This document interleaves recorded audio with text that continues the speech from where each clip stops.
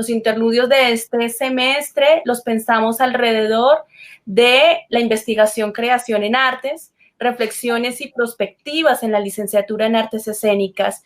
Y yo le quisiera sumar una palabra más, a las artes escénicas expandidas, a estos modos de producción interdisciplinares que han venido generándose en los últimos 10 años, tanto en la facultad como también en los espacios de creación de la ciudad y del país. Bueno, Bruno Tackels es doctor y agregado en filosofía. Fue catedrático de estética de la Université de Rennes de 1996 hasta 2001. Después en la Escuela de Artes Decorativas de Estrasburgo, donde sigue animando un taller de dramaturgia dirigido a escenógrafos. Es productor de documentales para France Culture y es miembro fundador de la revista Mouvement, Movimiento. Es director de colección Ensayos para la editorial Solitaire Intempestif, donde ha publicado una serie de libros sobre los escritores del escenario, Romeo Castellucci, Rodrigo García, Anatoly Vasilev, Pipo del Bono, Le Théâtre du Radeau, el sexto volumen dedicado a Ariane Munchkine y el Teatro del Sol. Fue publicado en 2013. Fue publicado en 2013 y un ensayo general sobre las escrituras del escenario fue publicado en 2015. Autor de 4 libros sobre el filósofo Walter Benjamin, Bruno Tackels ha publicado en la editorial Axud en 2009 la biografía del filósofo alemán titulada Walter Benjamin, una vida de los textos, publicado en español por la editorial Publicaciones de la Universitat Valencia 2012. Entre 2013 y 2016, Bruno Tackels fue director del Departamento de Investigaciones en Artes en el Ministerio de la Cultura de Francia en París. Bienvenue, Bruno Tackels. Gracias. Gracias por la invitación. Gracias a Paola, Nando, para hacer juntos en este evento de interludios. Y bueno, para mí también es un momento extraño y nuevo, ¿no? De hacer una charla, de hacer un trabajo pedagógico por el medio virtual, aunque no es tan virtual, porque estamos juntos, mientras no podemos vernos. Puedo imaginar los cuerpos de la gente que escuchan, que miran, pero no puedo verlo. Es un punto de inicio importante en términos de pedagogía, porque estamos aquí para hablar de pedagogía, porque efectivamente el espacio del salón es nuestro matriz, ¿no? Es nuestro fuente, la cuña de la enseñanza. Y eso nos falta, no la tenemos. Pero aquí tenemos la pantalla y debemos como apropiarnos este nuevo medio, esta nueva manera de hacer, de transmitir. Y yo sé que ustedes lo han hecho todo el semestre, con mucha perseverancia, muchas dificultades también, hay que decirlo. Pero creo yo debemos aprovechar de esa situación y sacar toda su riqueza, porque seguramente hay una riqueza que quizás no conocemos todavía, y eso lo podemos compartir, ¿no? En términos de enseñanza. Vamos a hablar hoy de la investigación en arte, que es un tema ahora muy a la moda, podemos decir muy compartido, muy discutido, pero que no es tan evidente, creo yo, porque este tema hace 15 años, podemos decir 10 años, no se trataba, no fue presente en las charlas académicas, en el ecosistema de la academia y del arte. Este tema no fue presente, realmente, ni en Europa ni en Colombia. Quizás presentarme de otra manera para que la gente sabe mi lugar mi ubicación, podemos decir. Yo estoy viviendo en Colombia, eso se puede ver, creo yo, con este techo, ¿no? De caña. Se ve bien que estoy en Colombia y no en Francia o en Europa. Estoy viviendo aquí desde ahora casi 4 años y yo he viajado mucho durante 14 años. Es decir, yo fui invitado varias veces en la Universidad Nacional, es allá que nos hemos conocido con Paola, con Nando. Yo fui invitado por la maestría en artes vivas. Y efectivamente, como fue recordado, yo tenía una carrera académica en Francia. También debo agregar una carrera artística también, una carrera muy cerca de los lugares de creación, esencialmente con un artista muy importante y un poquito olvidado porque se murió muy joven, Didier Georges Gabilly, un director, escritor, investigador, también formador de actores. Realmente quizás que su identificación la más fuerte es que él fue un director de actores, es decir, una persona que ha formado, que ha enseñado el arte del actor de manera muy particular, muy singular. Y quizás mi legitimidad para hablar de investigación en arte es justamente que tengo como dos pies, dos pilares. Un pie en la academia, en la investigación. Tengo un doctorado en filosofía, una agregación, no existe aquí, pero en Francia es muy importante. Una carrera académica y también esa carrera muy cerca de los artistas, una carrera de dramaturgista, más bien que dramaturgo, ¿no? Sería más dramaturgista, es decir, una persona que acompaña el trabajo artístico y que hace justamente el vínculo entre la reflexión, la lectura de los textos, la historia del arte y la práctica. Mejor dicho, tengo como un lado teórico, una cara teórica y una cara práctica, creativa. Y eso ya me parece una primera definición que podemos dar de la investigación en arte. La investigación en arte hace justamente el vínculo entre el mundo teórico, el mundo de la reflexión, del pensamiento, del conocimiento y el mundo creativo. Yo acabo de decir que hace 15 años esas preguntas no existían casi. ¿Por qué? Es una pregunta que debemos poner en la mesa. Porque hay una larga tradición diciendo la cosa siguiente: los artistas no deben investigar de una manera formalizada por la academia, porque crear es investigar. Muchos artistas tenían o tienen esa posición de decir: estoy actuando, estoy haciendo mi trabajo de artista, eso es mi investigación. Cada repetición, cada sesión de trabajo, de preparación de una obra, es mi investigación. No tengo más que hacer. Y finalmente la respuesta que dicen la gente que tiene esa posición es que finalmente la investigación queda en mis obras. Mis obras son en sí mismo un trabajo de investigación. Y eso es bien verdad. Eso es absolutamente evidente que la obra es el resultado, un momento crítico para mostrar, compartir todo un largo proceso de investigación, de búsquedas, de interrogaciones, de crisis, de dificultades, y que eso tiene su solución en la obra. Una obra de arte, una obra musical, una obra visual, una obra de cine.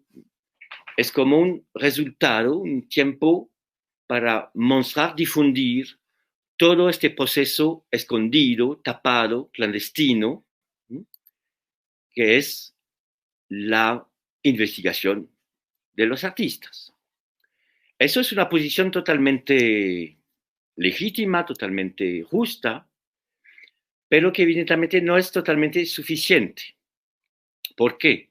Porque justamente todo este proceso de creación produce huellas, produce signos, produce restos, ¿no? Que son los cuadernos de trabajo, qué son las grabaciones, qué son las entrevistas, qué son los dossiers que se presentan para una convocatoria, por ejemplo. Todas esas huellas, todos esos archivos producen un material bajo la obra. Me voy a dar un ejemplo muy sencillo para explicar eso. Cuando yo fui profesor en la Escuela de Artes Visuales de Estrasburgo, fue mencionado, teníamos cada mes una cita con los estudiantes para mostrar el trabajo, para saber, hacer como un punto de etapa, qué pasó durante este mes, y puedes hablar del punto al cual estás llegado.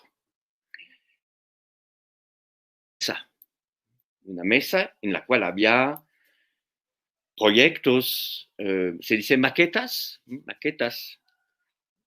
no sé si se dice maquetas, que es como la construcción del proyecto en 3 dimensiones, por ejemplo, de una escenografía. Había planes, Sí. dibujos, fotos, muchas cosas, que permitía a los estudiantes de hacernos entrar en su mundo, en su universo. Y cada vez yo miraba bajo la mesa, porque bajo la mesa había un montón de cosas que los estudiantes habían como arreglado para limpiar la mesa, para hacer las cosas bien presentables. Y cada vez yo fui como atrapado por una caja o un dibujo o un objeto bajo la mesa, diciendo, hablando del ejemplo de la mesa de presentación, ¿no?, de los estudiantes, que no querían mostrar finalmente todo el proceso, todas sus dudas, sus interacciones, sus arrepentimientos.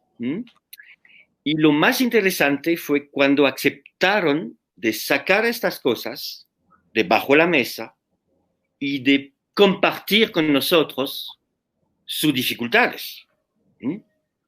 Y fue siempre un punto clave, porque el hecho de compartir esas cosas que no querían mostrar fue como un avance, fue como un detonador, un disparador del trabajo.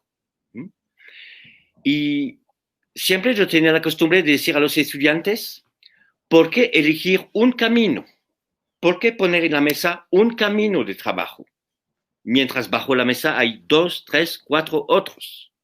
¿Por qué no presentar los 4 caminos? Decir, yo tenía 4 hipótesis de trabajo. A mí me parece más valiente, más legítimo de elegir este camino. Pero usted quizás pueden demostrar que no. Compartir las dudas. Eso me parece un punto clave de la investigación en artes. No guardarlo como una cosa solitaria, pero compartir con el otro.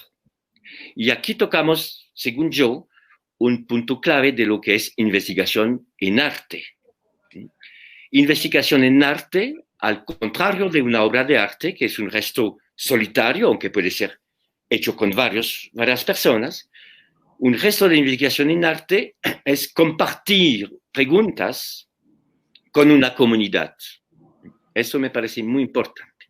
Compartir sus preguntas, sus reflexiones, sus hipótesis, sus interrogaciones con una comunidad.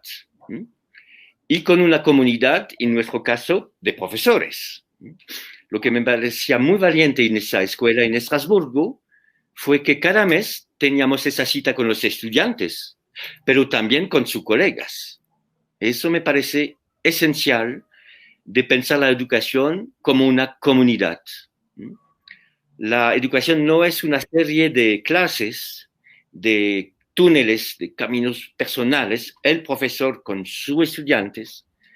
Claro que sí, eso se llama una clase. Pero lo importante es de conseguir puntos de cruces, puntos para compartir con sus colegas. porque es evidente que no hablamos de la misma manera si estamos con estudiantes o si hablamos con los estudiantes, pero enfrente o en diálogo con sus colegas, con otros profesores, ¿no? Porque no es el mismo nivel de lenguaje, porque no tenemos las mismas experiencias, las mismas competencias, las mismas carreras. Y yo creo que esa noción de comunidad es fundamental en el resto de investigación. Porque la investigación, finalmente, ¿qué es?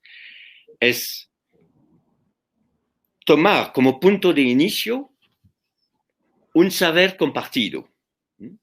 El saber de los artes, el saber de la filosofía, el saber de la sociología. Y ese saber compartido, que queda esencialmente detenido por los libros, lo apropiamos y empezamos a alargar este campo de conocimiento. Lo alargamos, es decir, superamos límites, fronteras, y empezamos a armar un trabajo afuera de estas fronteras. Finalmente es bien eso lo que es el criterio de la investigación. Me recuerdo que en la maestría de Artes Vivas, eso fue el punto clave para juzgar, para comentar nuestros juicios sobre un trabajo. La pregunta fue de saber si el trabajo del estudiante dar un paso nuevo en el campo definido.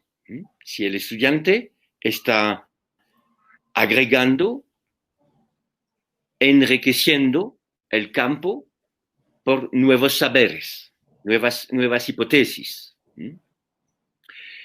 Y lo importante es de hacer aceptar esas nuevas hipótesis por la comunidad de los profesores. Por eso me parece muy importante esa noción de comunidad. No hablamos solos, no escribimos solos, no actuamos solos. Hablamos para conseguir finalmente la aprobación, la crítica también de sus pares, de sus colegas, de la gente que hacen parte de esa comunidad. Por eso me parece que la palabra mi investigación queda en mi obra no es suficiente. Y eso me parecía un paso muy importante, que las universidades han empezado a armar proyectos, carreras en artes, pero que integran esa parte teórica que se llama investigación en arte. Yo me voy a basarme en el ejemplo personal de mi trabajo con la maestría en Artes Vivas, y lo que me parecía muy valiente es de asumir el trabajo, como le he dicho, con dos columnas, dos pilares. Un resto artístico y un proyecto teórico. Un proyecto discursivo, un proyecto de desarrollo intelectual, de discurso, que se llama la tesis. Este famoso concepto de tesis, que es una palabra un poquito problemática, porque la tesis supone que tenemos una respuesta y no es tan seguro. Una tesis puede también ser una pregunta o una duda o una crisis, poner en la luz una crisis, un momento de crisis del saber, justamente. Y sabemos bien que toda la dificultad es de hacer el vínculo entre esos dos pilares. Cómo avanzar de tal manera, con dos pies, como he dicho, de tal manera que el campo teórico puede ser una ayuda al proceso creativo. Y en el otro sentido, cómo hacer que el proceso creativo puede alimentar, enriquecer nuestro pensamiento. Eso es bien difícil, lo sabemos, es bien difícil. Es el punto crítico de la investigación en arte. Cómo armar finalmente un doble lenguaje. Se trata de una doble cultura. Y hay muchos riesgos, obviamente. El primer riesgo es que la herencia académica toma el poder. Que finalmente el estudiante piensa que para ser un buen investigador en arte, él debe totalmente integrar, incorporar, mimetizar el trabajo de un investigador en ciencia, en química, en física, en astronomía, en medicina o en ciencias humanas. Y hay que bien precisar que investigar en arte no es lo mismo que ser investigador en ciencias duras o en ciencias humanas. Es como un tercer lugar y es eso que yo quería intentar de encarnar, ¿no? De precisar con usted, porque efectivamente el primer reflejo es de decir, para ser un buen investigador en arte, yo debo hacer filosofía o historia o sociología o antropología o etnografía. Y no es cierto, no es cierto. Justamente la identidad de un investigador en arte es que él no es un sociólogo, un filósofo, porque si sería el caso, ¿por qué ir a una carrera de arte para hacer investigación? La respuesta, según yo, es que debemos asumir un resto impuro, un resto de mestizaje, mestizo, que justamente lo que pasa en el campo de los artes es que compartimos cosas heterodoxas, que son heterógenas. Estamos siempre en arte, finalmente, con un alter ego.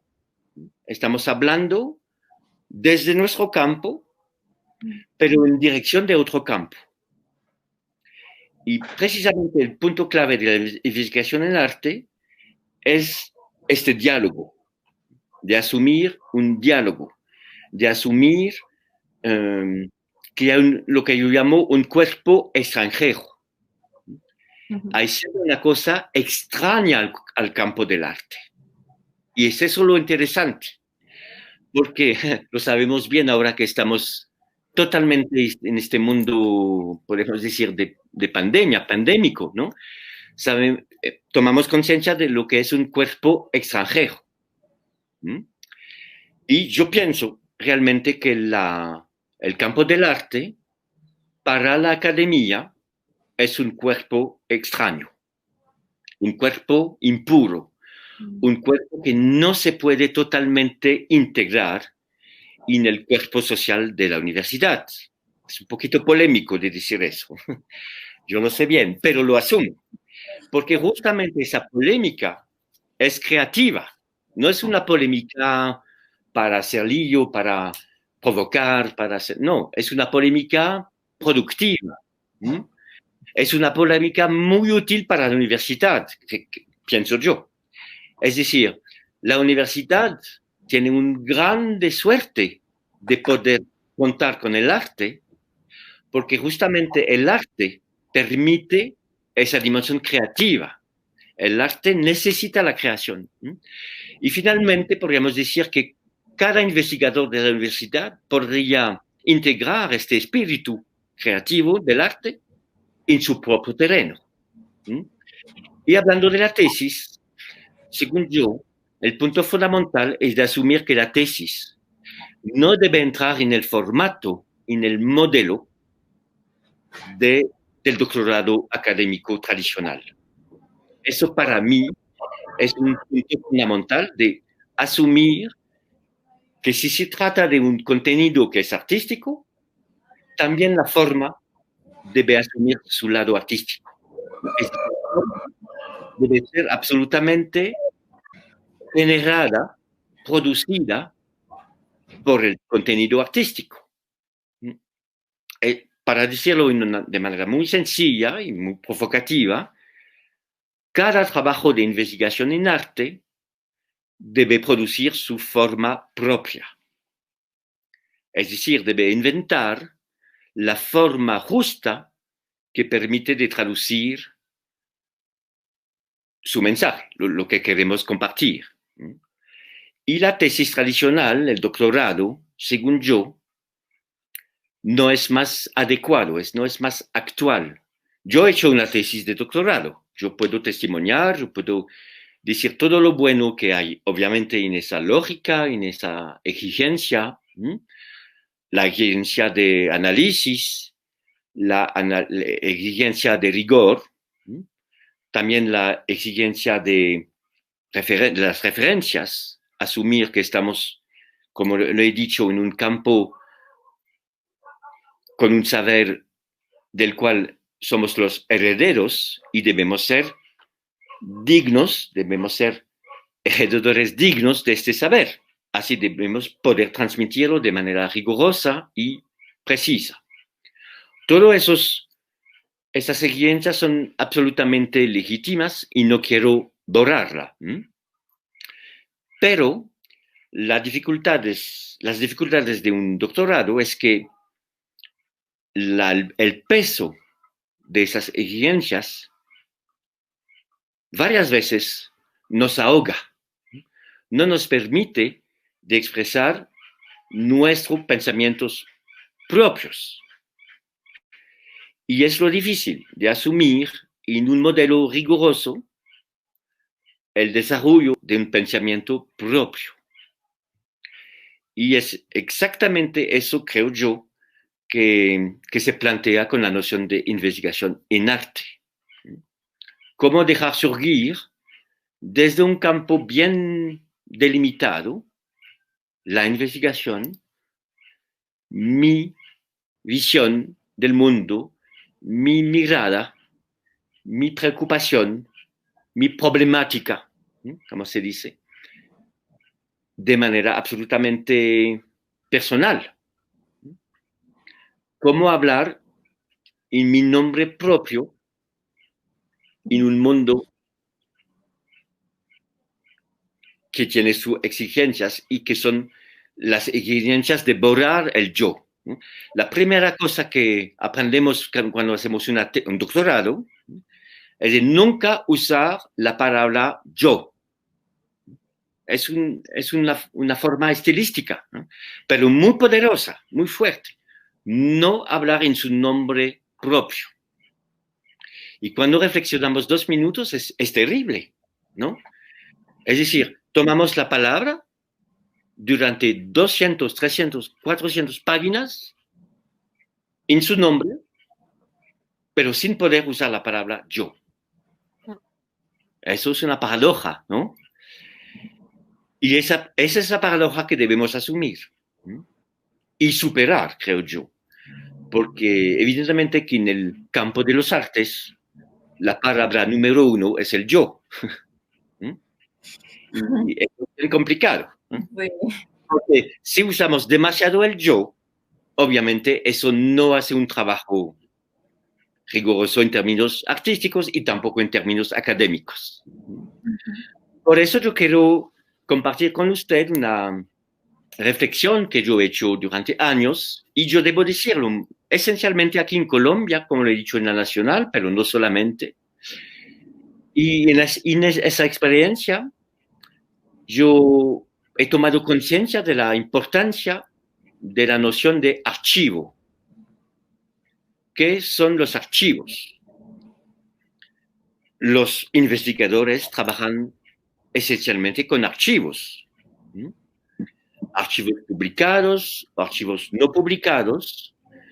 Evidentemente que la idea es de hacer de un archivo no publicado un archivo publicado. Es lo que yo mencionaba diciendo compartir con una comunidad, ¿no? Es decir, yo he encontrado un texto inédito de este filósofo y yo quiero compartirlo con usted porque eso ayuda a entender su pensamiento, por ejemplo personal. Pero aquí en Colombia he tomado conciencia que la palabra de archivo tiene un sentido mucho más poderoso que lo que yo acabo de mencionar.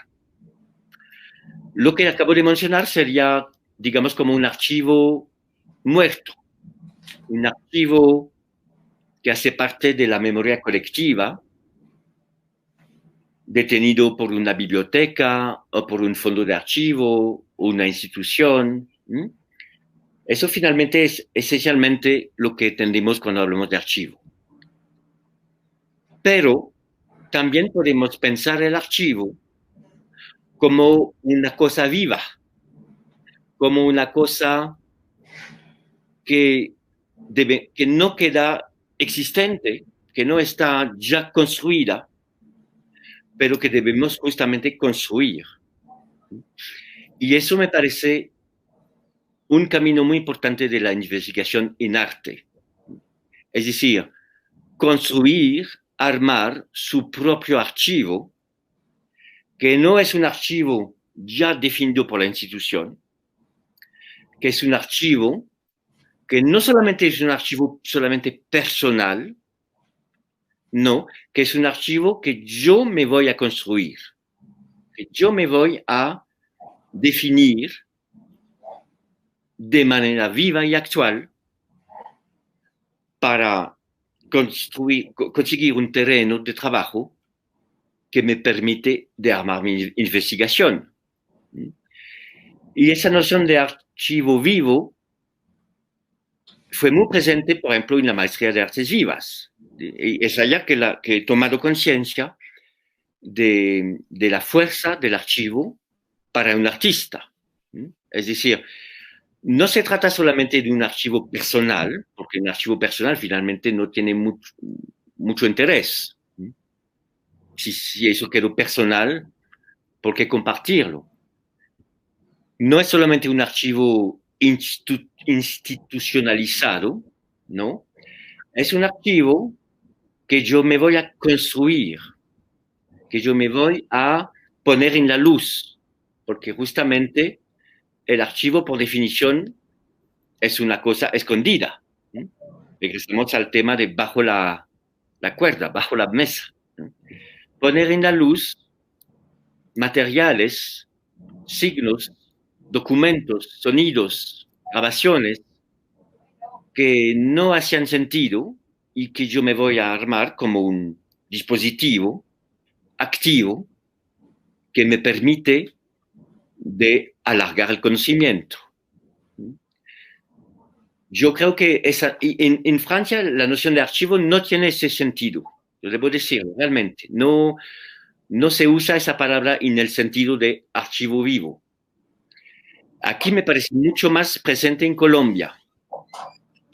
Y yo hago la hipótesis que si hay este interés, esa importancia del archivo, es justamente porque el archivo en este país fue puesto en riesgo.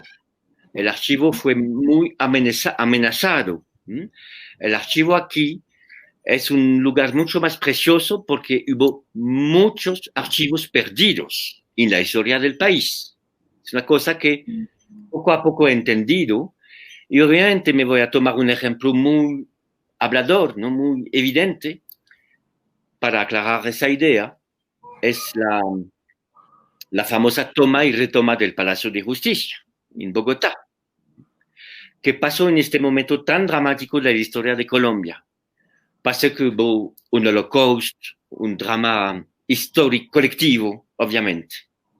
Pero hay otra cosa que pasó.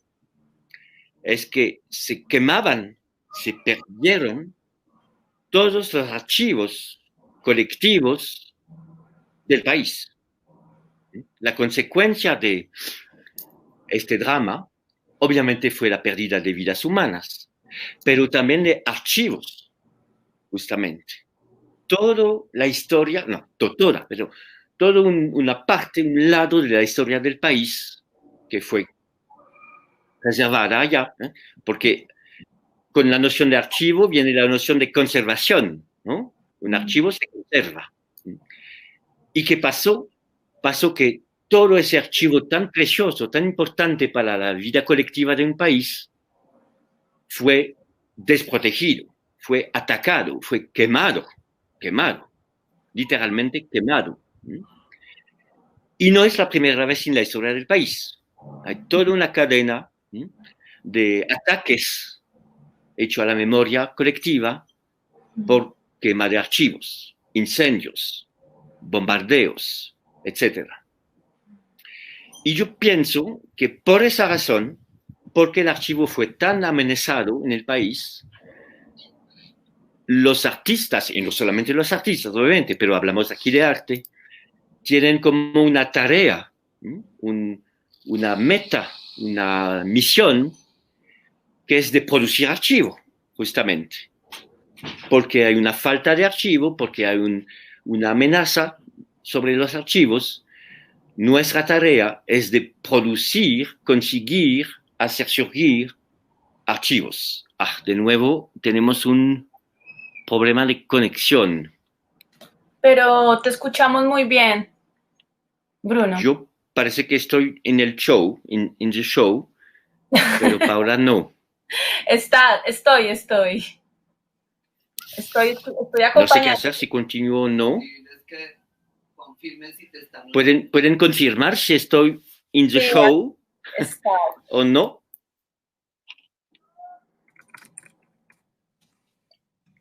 El hecho que... sí. Parece que estoy aquí. Ok, vale, continúo. Así me parece que con la noción de archivo tenemos una respuesta a lo que debe ser una tesis. Una tesis de investigación en arte presupone de construir un dispositivo de materiales, de testimonios, de microhistorias o macrohistorias, pero me parece que al nivel del micro hay más que hacer que en el nivel del macro.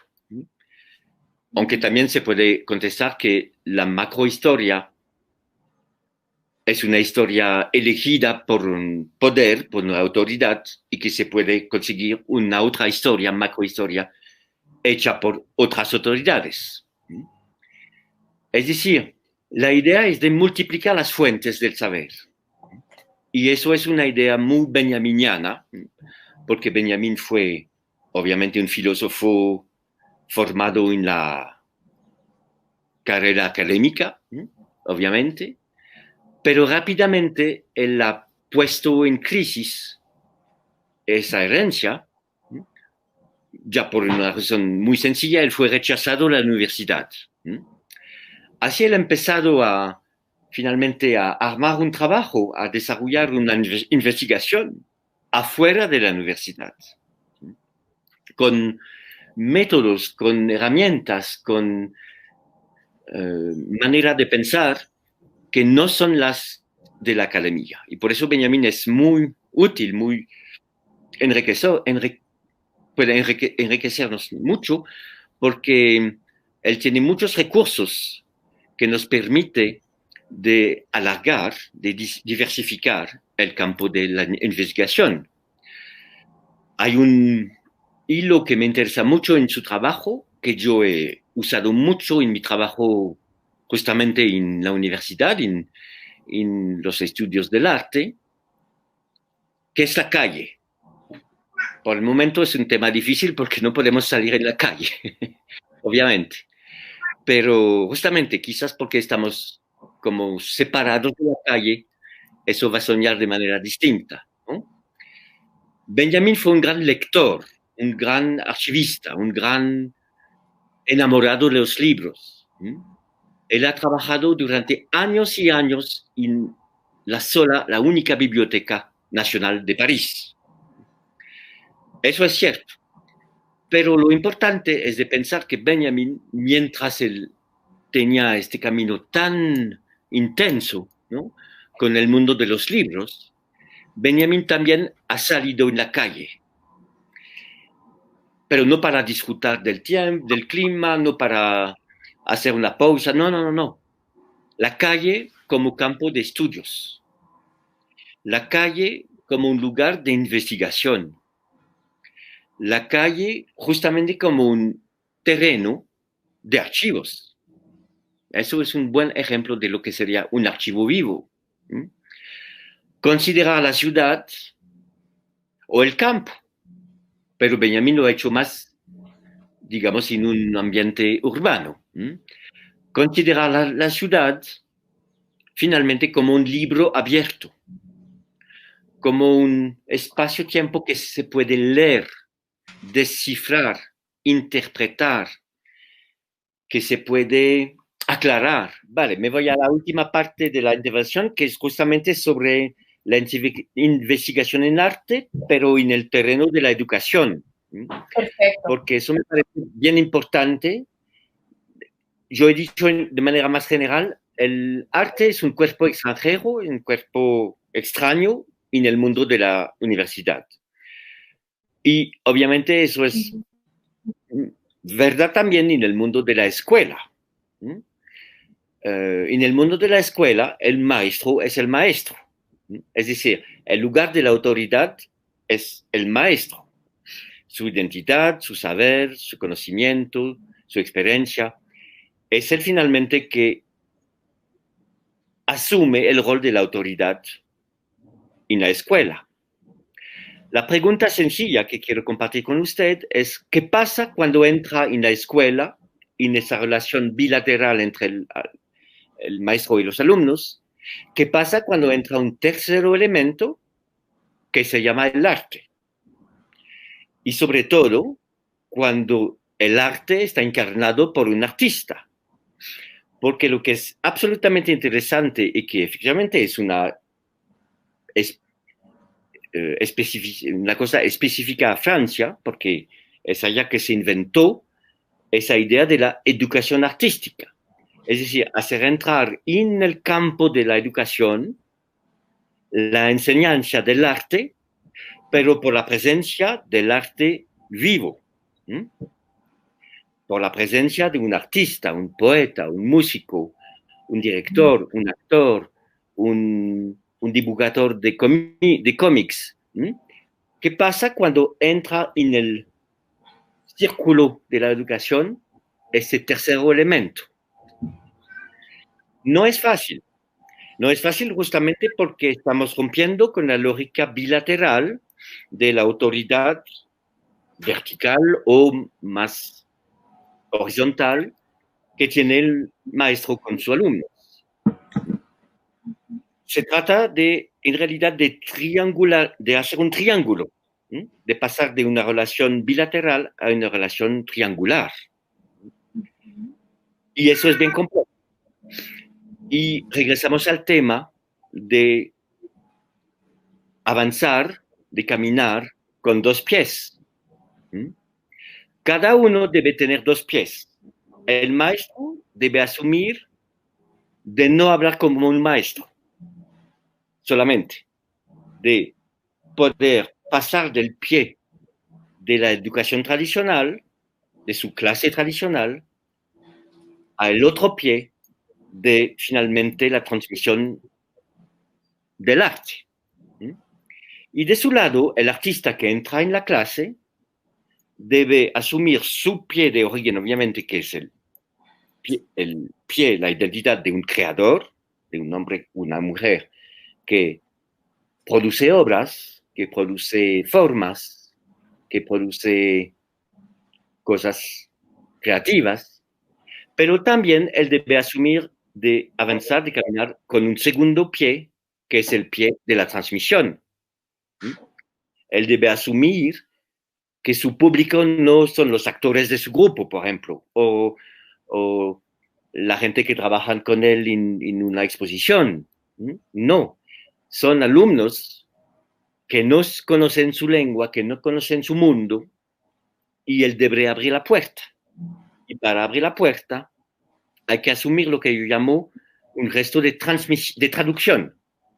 Transmitir es traducir, según yo. Siempre debemos ajustar traducciones de un lenguaje en el otro, porque el arte tiene su lenguaje propio. Eso es bien importante, no lo he mencionado, ¿no? Como el sociólogo tiene su lenguaje, como el filósofo tiene su lenguaje, el artista tiene su lenguaje. Y esos lenguajes, mientras usan obviamente la misma lengua, el español o el francés, esos lenguajes son muy distintos, muy distintos. Por ejemplo, podemos tomar el ejemplo de un estudio de campo. Un estudio de campo no es lo mismo para un sociólogo o para un filósofo o para un artista visual. Es la misma palabra, pero es totalmente distinto. También podemos usar, como ejemplo, el taller, la noción de taller. El taller es una palabra de la lengua española, pero que tiene un montón de usos distintos en función del ambiente en el cual está usado. Y para los alumnos también, cuando entra en el arte en la clase, en el espacio de la clase, ellos deben empezar a tener dos pies, a ser como anfíbico, es decir, poder pasar de un ambiente a un otro ambiente, pasar del mundo de la clase al mundo del taller, o pasar del mundo de la clase al mundo de la exposición, del museo, o al mundo de un jardín, o el mundo de un barrio, como he dicho, la calle como espacio de estudio. Y eso necesita absolutamente de tener la conciencia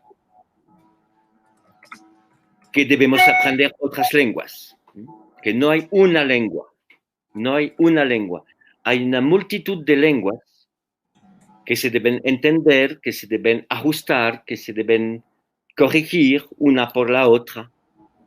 Y eso me parece el trabajo esencial del maestro cuando se trata de educación artística, de asumir que él no tiene la autoridad única, que él va a compartir esa autoridad con una otra autoridad. Por eso se trata, según yo, de un diálogo. Hay que dialogar con una otra fuente de autoridad.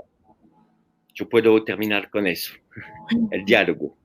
Y vamos a dialogar, porque me parece importante de compartir preguntas. Perfecto, Bruno, muchas gracias. Bien, entonces, viendo aquí el chat, hay varias preguntas. Voy a recoger alrededor de 4 preguntas. Una de ellas, Bruno, es alrededor... ¿hay investigación académica en cualquier campo sin proceso subjetivo de creación? Es una primera pregunta que nos están haciendo. Y esta misma pregunta se relaciona a qué llamamos innovación en el campo de investigación en artes. Ajá. Son 2 preguntas, ¿cierto? Sí, son 2 preguntas. La primera en relación a, ¿hay investigación académica en cualquier campo sin proceso subjetivo de creación? Y la segunda es, ¿a qué llamamos innovación en el campo de la investigación? Eso, justamente es lo que yo intenté de decir, que finalmente la noción de creación no debe ser solamente un asunto de los artistas. Hay una parte creativa, finalmente, en cualquier gesto de investigación. Y lo que pasa es que eso no es tan permitido. Yo creo que en muchos campos de investigación no se permite de asumir esa parte creativa. Y eso es una pena, es triste, porque yo creo que la creación, ¿qué es la creación finalmente? La parte creativa es de asumir que hay una parte desconocida, que estamos enfrente de una cosa totalmente oscura, desconocida, que no conocemos. Justamente la investigación es hacer del desconocido una cosa conocida. Es decir, entramos en el bosque, entramos en la parte oscura del mundo y vamos a intentar de abrir un camino en este mundo oscuro del bosque, para tomar esa imagen. Y para hacer eso hay que armar métodos creativos, hay que armar métodos que superan los métodos ya conocidos, ya seguros, ya usados desde generaciones de investigadores. Y yo creo que cada uno de los investigadores en cualquier campo se puede autorizar esa libertad. Se trata finalmente de libertad.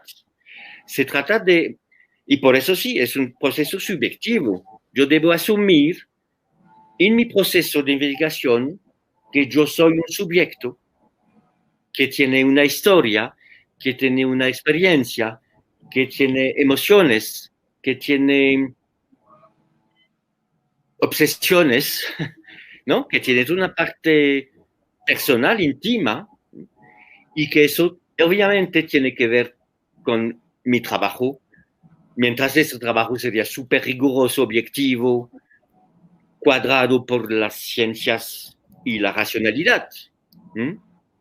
Yo creo que se trata también del tema de la racionalidad, del poder, de la potencia, a veces demasiado importante de la razón. La razón no es el único fondo, finalmente, de nuestro pensamiento. La razón debe aceptar que hay cosas que superan la razón, que quedan afuera de la razón. Y si no aceptamos esa parte, la investigación no logra. Un investigador, podemos decirlo en otros términos, es una persona que toma riesgos, que acepta al momento de hacer un paso más adelante afuera del mundo conocido. Y esa toma de riesgo es, de una cierta manera, un reto de creación. Y para la segunda pregunta, lo que llamamos innovación, es una palabra que no me gusta, innovación. Me voy a decir la verdad. Innovar sería hacer nuevo, asumir que estamos en el nuevo. Yo no creo que un resto creativo, un resto de investigación inventivo, sería innovador. La innovación no es la invención, según yo. Innovar sería trabajar bajo la tiranía del siempre nuevo. Finalmente, la moda es el mundo de la innovación. La moda necesita siempre conseguir el nuevo que va a rechazar el antiguo nuevo. Hay como una tiranía del nuevo.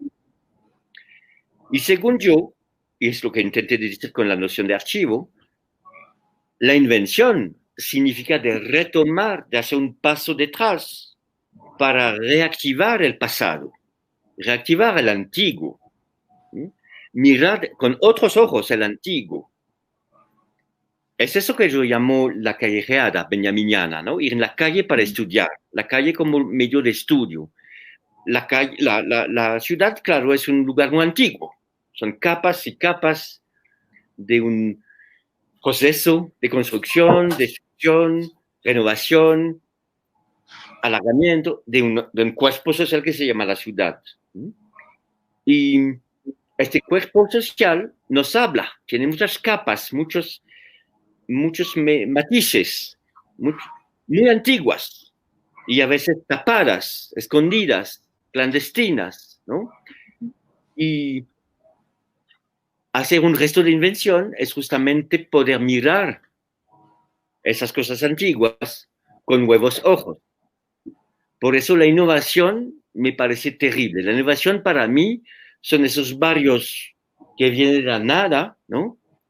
Puesto aquí en la mitad de nada, con barreras eléctricas, eso para mí es la imagen que me viene cuando yo entiendo la palabra de innovación. La innovación es como un mensaje subliminal para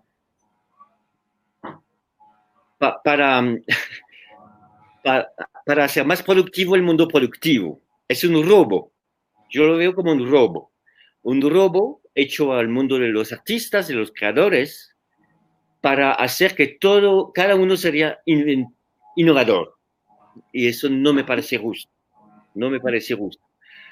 Hay que guardar la palabra fuerte, innovación, para la gente que realmente hacen cosas nuevas, como he dicho, que alargan el campo del saber, ¿no? Pero no podemos usar esa palabra para cada cosa. Eso es un robo, es una operación mágica, ¿sí?, para esconder en realidad el mundo de la producción, el mundo de la ganancia. Ok, Bruno,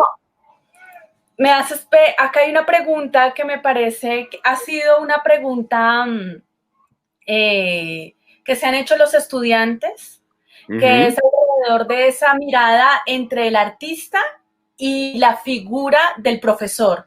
Entonces, Cristian te está preguntando, ¿existe alguna diferencia entre la investigación-creación que hace un artista a la que hace un licenciado en artes?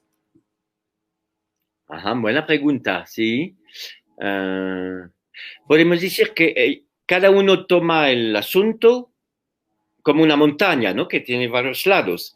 Cada uno hace el ascenso de su lado, pero finalmente para llegar al mismo tope, a un terreno común.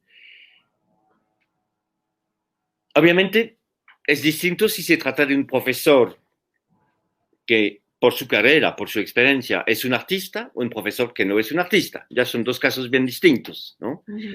Y si es un artista que se convierte en profesor, es bien diferente que un profesor que está abriendo la puerta del arte. Eso es bien distinto. Yo he visto en Colombia que el modelo dominante es más un artista que va a ocupar, digamos, la función de un profesor. Yo he mencionado la educación artística en Francia. Es bien interesante de mencionarlo aquí porque eso no es tan común. Se trata de una cosa bien distinta. No es el artista que ocupa el lugar del profesor, es un profesor académico, por ejemplo, un profesor de francés o de historia o de filosofía, que arma un diálogo, lo que yo llamaba un diálogo, que abre la puerta a un artista, a un poeta, a un escritor, un novelista, un director, y que arma con este interlocutor un proyecto común. Y esto es bien distinto, porque cada uno guarda su lugar de origen y, como lo he dicho, se trata de producir traducciones. Cada uno debe traducir lo que él ha hecho de su lado. Por ejemplo, el profesor de español que ha trabajado sobre Cervantes abre la puerta a una obra de arte que pone en escena el Quijote, por ejemplo. Y cada uno tiene finalmente su Quijote, su visión, su universo del Quijote. Y ellos deben asumir un encuentro, un diálogo, haciendo dialogar esos dos mundos, en frente del tercero elemento que son los alumnos. Es un dispositivo bien particular, pero muy interesante, con muchos riesgos, muchas dificultades, ¿no? Hay el riesgo que el artista toma el poder y dice, yo sé lo que es el Quijote porque lo he trabajado durante 2 años. Mientras el profesor está trabajando con alumnos desde 20 años. Eso es absurdo, ¿no? Pero del otro lado, el profesor, el maestro, ¿no?, que ha leído el Quijote con los estudiantes, puede también en riesgo de pensar que él tiene el saber legítimo de lo que es el Quijote y de no aceptar justamente que un artista tiene una visión, una variación, una búsqueda singular que finalmente podría enriquecer su visión del Quijote. es un asunto de autoridad. Yo creo que la palabra clave es lo que yo intenté de decir durante esa charla, es dónde queda la autoridad. Y lo que estoy notando en el mundo de las investigaciones en arte es que no hay una autoridad. Hay varios puntos de autoridad que se pueden o que se deben combinar. Eso sería la respuesta. Bueno, como estamos de tiempo justos, quisiera cerrar con una última pregunta, agradeciéndole pues a todos los estudiantes. Tenemos un montón de preguntas, Bruno. Difícil es seleccionar cuál. Pero creo que estas preguntas que se están generando en el chat las podemos seguir desarrollando a medida del día de hoy en las conferencias, porque están todas se entrecruzan y hacen puentes finalmente con esta gran cuestión sobre la investigación-creación. Sebastián nos está preguntando cómo concibe el concepto de la interdisciplinariedad y es importante, y si la interdisciplinaridad es importante para estas prácticas de la investigación-creación. Como claro, para cerrar. Como lo he dicho, es una mezcla de disciplinas. Pero lo difícil en este asunto es que, en general, cuando hablamos de interdisciplinaridad,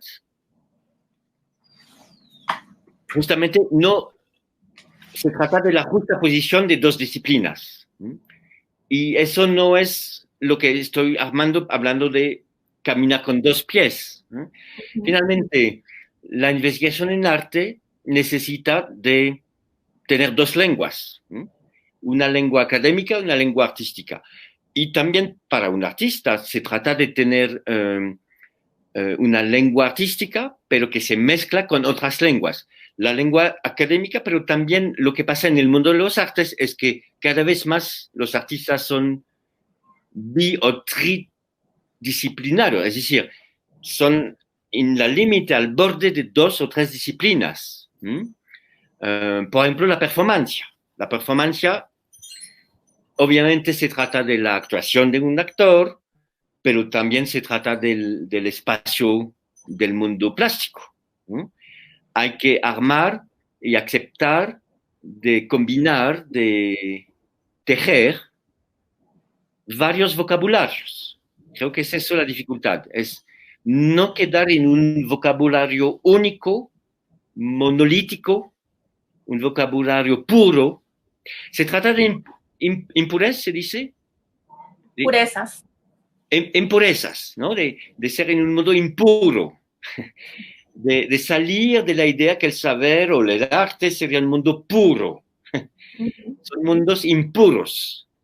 Se trata de mundos impuros. Eso sería como una conclusión. A mí me gusta como ser más grosero bajo esa educación tan formal y tan educada, más bien desbordarse hacia los otros territorios. Que es lo interesante de la calle. Yo no he tomado el ejemplo de la calle por casualidad, ¿no? La calle es impuro, la calle es diversa, impura, perdón. La calle es diversa, la calle es sucia, la calle es peligrosa, la calle es abierta. Esas cosas que parecen defectos se pueden convertir en grandes calidades, creo yo. Hay que armar un método, no se trata de salir a la calle por salir a la calle, ¿no? Es un método. Método en griego significa el camino, justamente. Hay que armar un camino, pero eso ayuda mucho, sí, salir del salón de clase. Eso a mí, en mi experiencia de profesor, fue una cosa muy importante. Salir del salón, ir a la calle. Eso será como un slogan para terminar. Bueno, Bruno, estamos muy contentos. Creo que tu intervención, tu voz, nos detona y nos empalma muy rico en el siguiente conversatorio, que es alrededor de cómo en el programa hemos ido desarrollando protocolos de trabajos de grado y entre ellos cómo se integra la investigación-creación. va a ser la siguiente conversatorio. Creo que tú nos detonas algo muy, muy, muy interesante, con lo que yo quiero cerrar es la idea de la huella y lo que siempre queda por debajo de la mesa. Me pareció una figura muy potente para nosotros, los creadores y los profesores.